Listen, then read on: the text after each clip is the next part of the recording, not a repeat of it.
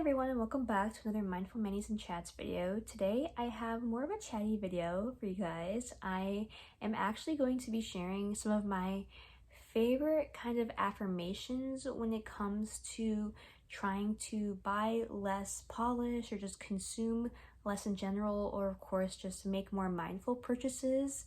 So a lot of this content that I'll be sharing with you guys I did find online.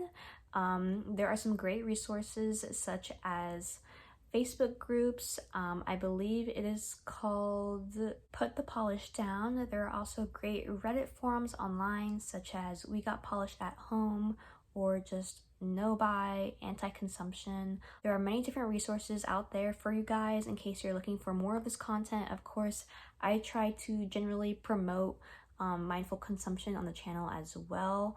So that comes in the form of making these kinds of videos and just trying out combos and talking about my low buy and no buy tips and destashing and all of that content. Trying to consume less polish is the whole reason I kind of started this channel, because I think it is somewhat of a common issue in this community that people kind of get in really deep and they don't know how to get out. So I want to help those people and try my best, and today I'll be sharing some stuff that definitely has helped me and has helped other people before. So hopefully you can get something out of it, and if not, hopefully you just like hearing me talk, because I'll be doing a lot of that today.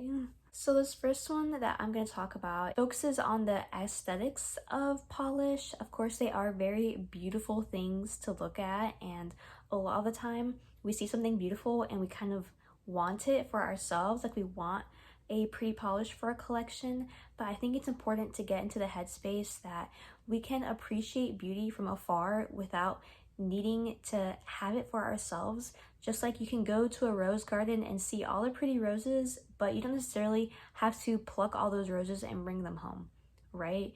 It takes a different approach to the whole admiration aspect of this community. And I know a lot of people also like to purchase from makers just because they like their message or their themes or whatever it may be, and just supporting them financially. But there are also other ways to support these makers, like sharing their content or just giving them likes and comments on Instagram.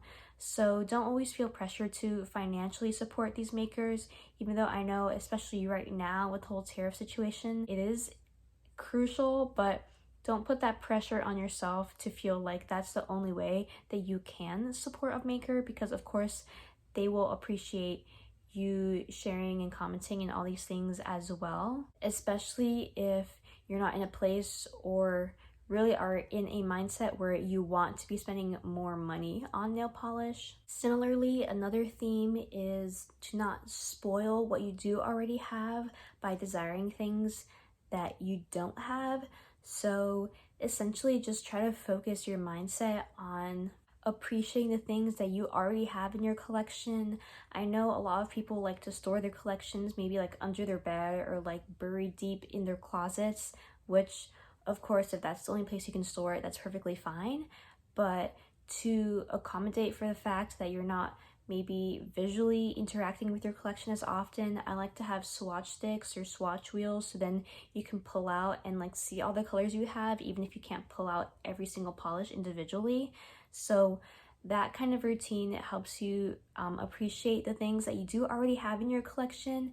And I find that whenever I do that and whenever I like deeply interact with the polishes in my collection, I am much less likely to go online shopping or window shopping or just like looking on websites, because I'm like, I feel satisfied already with what I do have and I don't have that need to find out what else is out there, because I'm like, well, I already have great things here, and I'm sure, yes, there are great things out there too, but I don't need them because I already have lots of great things. Jumping off of that last point, another one I like to focus on is essentially think about and meditate on who you want to be instead of what you want to have. I know for me, when I like first started in this community many years ago, I was always thinking about the next collection, like what's coming next, what else am I looking to add to my collection, instead of thinking about like all the manicures I wanted to do, all the fun nail art trends I wanted to try. It was just always, what do I want to have, instead of like, what do I want to do, how do I want to use my collection that I already own. Like, I remember years ago I used to have so many wish lists open all the time and would constantly go through them and check them and like keep them up to date, like every single day basically. And I definitely have reduced that as well. Of course, it's normal to have a wish list and it keeps you organized as well. However, I don't think almost obsessing over it in that way is really how at least I want to live. And there are people out there who might have like 15 tabs open with all different shopping carts full of polish and their wish lists, and you know, if that's the way you want to live your life, that's fine. But at the same time, maybe take a step back and just think about if that is the way you want to live your life, if you want to be the person that is always constantly having carts open and checking your wish list every single day, like multiple times a day. And if you decide that is not the way that you want to continue living, then it's time to make some changes. I know a lot of this can stem from FOMO. That word is used a lot, and I want to just have an open discussion about FOMO for a second, because it is something that is talked about a lot in the nail polish community. And I feel like a lot of the time people are, of course, upset when it comes to FOMO, but I feel like people are taking their anger out on the brands instead of looking inward. Yes, FOMO is a type of manipulation that marketers use, and they use it because it works, but it works because we fall for it and we buy it when it's, applied. So maybe instead of being mad at marketers for marketing, maybe take a step back and think about why it's working on you. It is completely human to like fall victim to these kinds of manipulation tactics, but you can also 100% avoid them. Do not believe that it is like always gonna work, and don't let it have such a hold on you, because it doesn't have to. Like, you can live your life FOMO free. Of course, there are many different ways of doing that. Some people just like don't buy from brands that do FOMO at all. I do think that the hyper consumerism, especially in America, works because it distracts us from things that make us feel miserable at the end of the day. Because at least for me, I have noticed that my consumerism goes way up whenever I'm having like a stressful period in my life. If it's like finals week, or if I have like intense doctor's appointments coming up, I tend to like buy a lot more, or at least want to buy. So I definitely have noticed that pattern. It's worth a shot to see if that is a pattern that happens in your life as well, and then you can take measures to mitigate that happening again. Something that I always recommend is, of course, finding other distractions that are not as dependent on consuming. For example, like meditation, or just like taking walks outside, talking to friends, socializing online.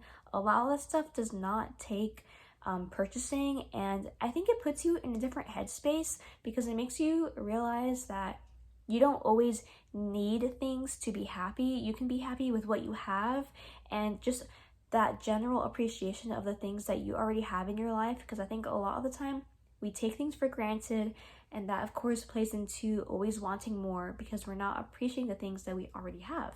So if you can maybe try out different distractions, and I see distractions because I think that we as humans need things to kind of latch onto, or just, distract ourselves from our lives. Always thinking about work, if we're always thinking about X, Y, and Z, then I feel like it's a lot easier to become a little miserable in a way. So we need things to break up our lives, and that's totally fine. But as long as we don't become obsessive about those distractions, I think that's totally healthy. So that's why I'm suggesting other things like meditating or exercising, or just connecting with your community, because those are more healthy and sustainable distractions, if that makes sense. So again, just to kind of recap, I don't think that just because you fall for FOMO, it makes you a weak person or anything like that at all. Obviously, brands do it so often because it works, because we're humans and we can be manipulated. But at the same time, don't think that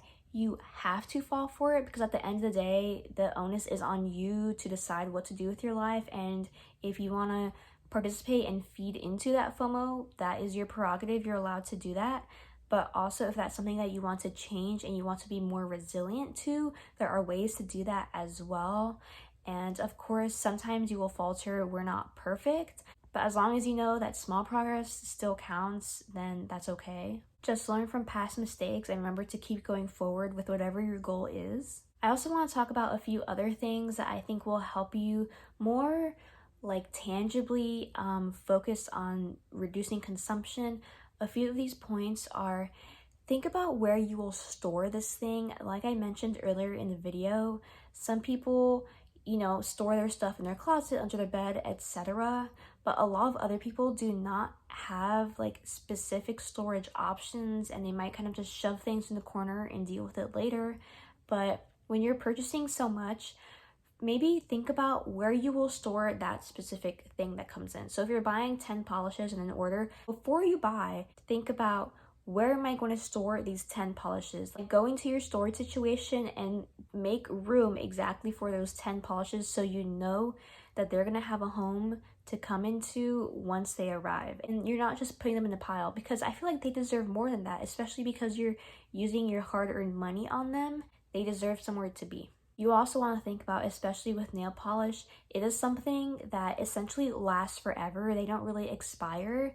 So think about, do I want to take care of this thing forever? And that can be a bit of a little like existential like crisis moment.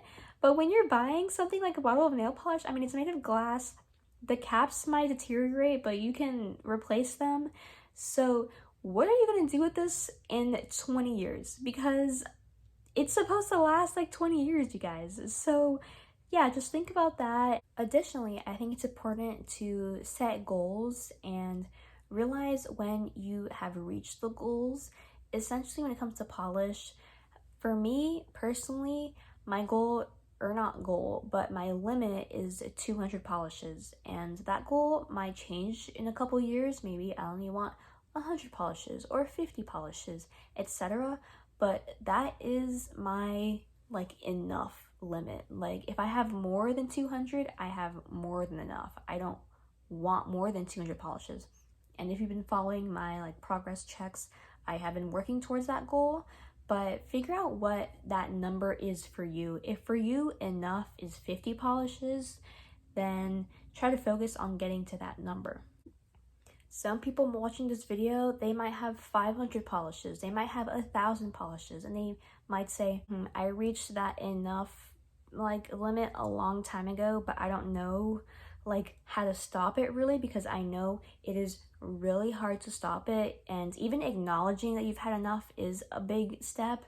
So of course, I'm not like a doctor or anything. I am just someone here sitting in my bed making YouTube videos, but I have been in a similar situation before, and I want to help you guys. So what I would recommend is realizing that, one, nail polish and just consumption in general like triggers like dopamine in our brain and unlocks like little bursts of serotonin, and it makes us addicted to that process of like shopping more and like consuming more. And of course, we are constantly marketed to like in all facets of our life, and then on top of that, we have some brands using like FOMO manipulation and things like that. So it is really hard, you guys, especially if you are someone who is struggling with that and you are struggling with outside issues. Then I think you are more susceptible to like being preyed upon by these brands to make you feel like buying more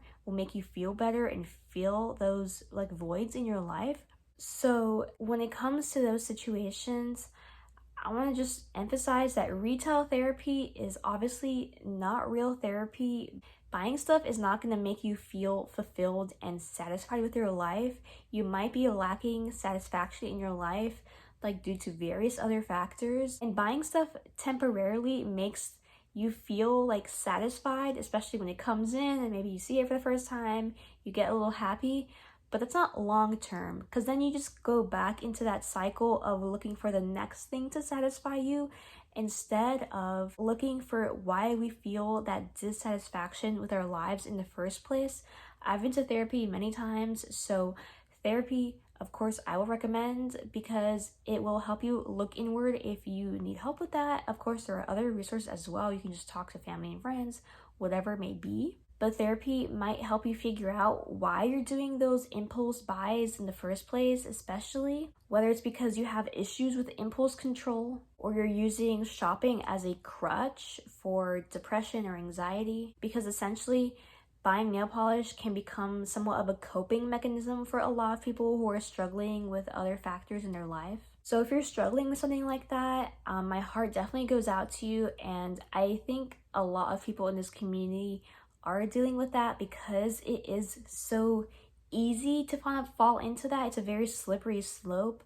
Nail polish is pretty, painting your nails is fun, trying nail art is fun, and then we start to kind of think that we always need new colors, more colors, we need X, we need Y, and we need Z, when in reality, you don't really need those things. I mean, in nail polish, maybe you need like 3, 4, or 5, and you can be a great participant in the community with only 5 polishes as much as someone who has like 5,000 polishes. So sorry if getting that deep made anyone feel uncomfortable or called out or anything, but I really am just here to help you guys, to support you guys, because I feel like I've been in a lot of your shoes, and I want to kind of help break that cycle, or maybe even make you realize that you are in a cycle. If you feel like you're stuck and you can't break out of it, you can. It is possible. Do not give up. Progress is not a straight line up. It takes time and effort, but it is possible. So please do not give up on yourself if you're trying to reach a certain goal. But I'm here to chat in the comments below. Thank you guys so much for watching. If you learned something, put a like on the video or subscribe or anything. All your support means so much to me, and I'll see you in the next one, guys. Bye!